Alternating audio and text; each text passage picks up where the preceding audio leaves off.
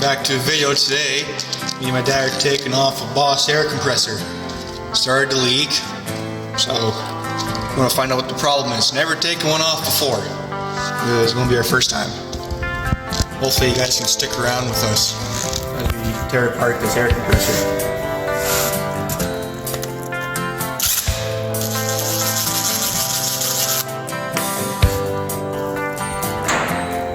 As we started to leak the oil, Dad noticed some rust in it. I don't know. We're draining the oil, not leaking it. We're removing the rear crank bearing housing to reseal it.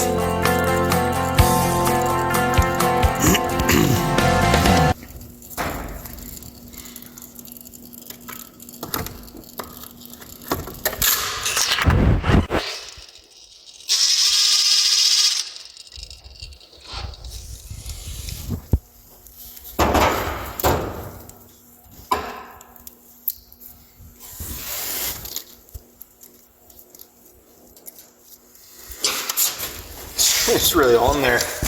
Oh, here we go. That's the inside of one. So everybody can see they're pretty simple. I don't think that's what helped. I don't think that is what is helping to cause the leak. I think it's just.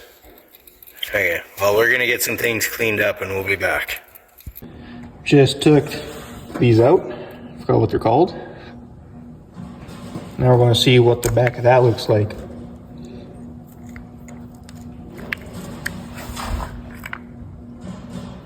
Ooh. As you can see, it started to get rusty. It's not a good sign. Now what is that? Actually, it looks better than I first thought it was going to be. Thought all back there was going to become rust. This is centrifugal gear pump.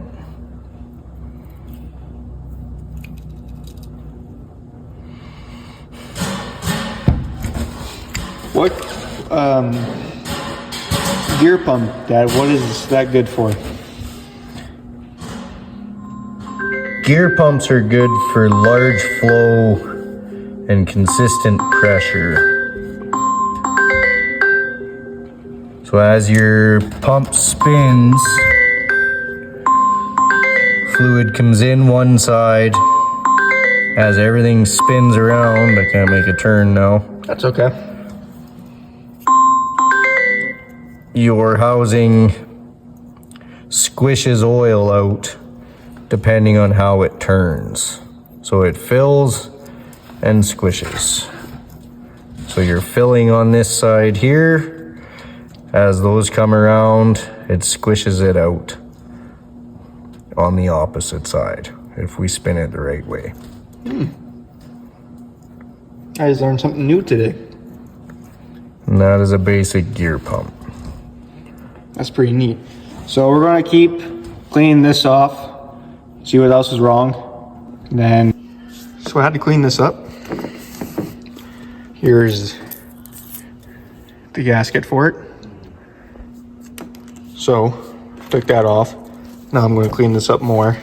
Not all that's aluminum. So, the easy to take this off is you just take a scraper to it, get underneath it, and just pick it up.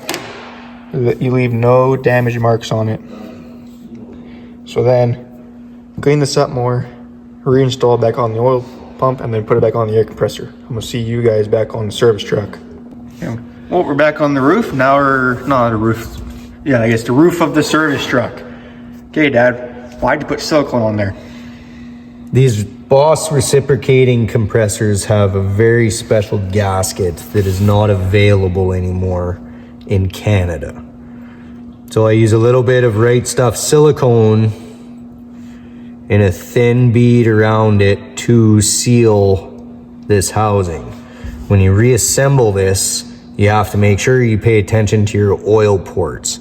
As you can see, we have one right here, and it needs to line up with your drain hole right here. If it does not, you will not oil your compressor and it will blow up. So that is very, very important. I never knew that. That's just new news to me. Well, I'll talk to you guys soon when we get this thing back together. And there you have it. The oil pump is installed back together. It was a pain for us because when I wasn't recording, it was a very good struggle just to put this one because it's spring loaded.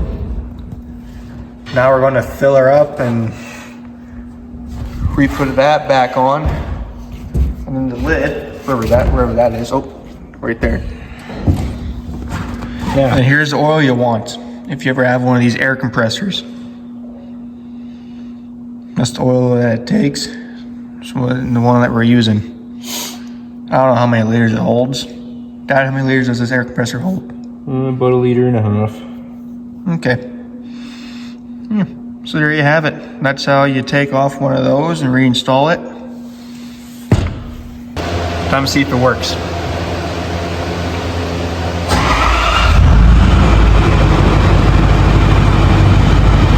So far, nothing.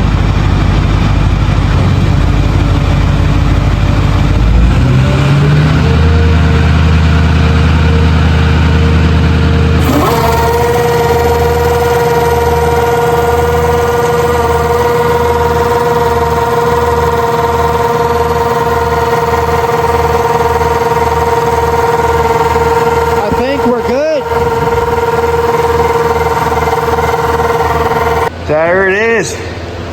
There's your Boss air compressor. I forgot what I was going to say. That's what it looks like when it's all done. The best part is no oil is coming out, Dad.